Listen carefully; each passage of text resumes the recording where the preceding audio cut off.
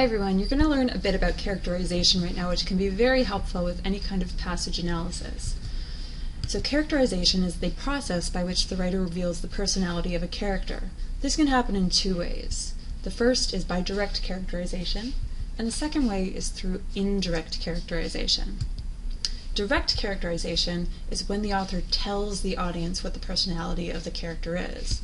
An example here, the patient boy and quiet girl were both well-mannered and did not disobey their mother. The author is telling us, and directly telling us, that the boy is patient and the girl is quiet. So the audience knows what these personalities are. Indirect characterization is a little bit different.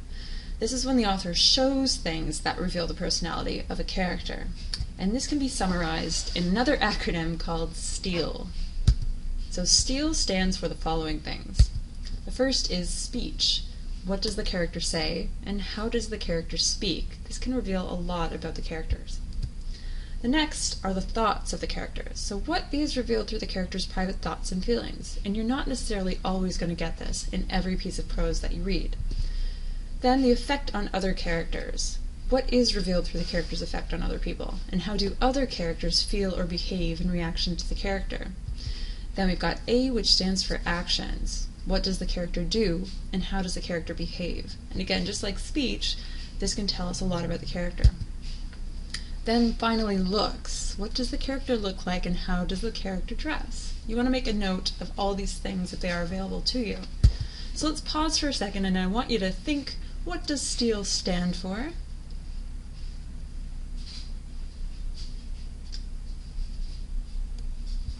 So hopefully you got the 5 aspects of STEAL: speech, thoughts, effect on other characters, actions, and looks.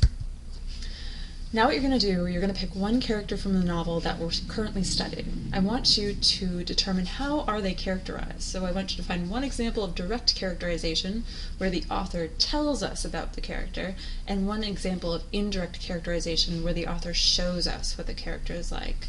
And I want you to record this in OneNote. We'll take this up tomorrow in class. Thanks, everyone.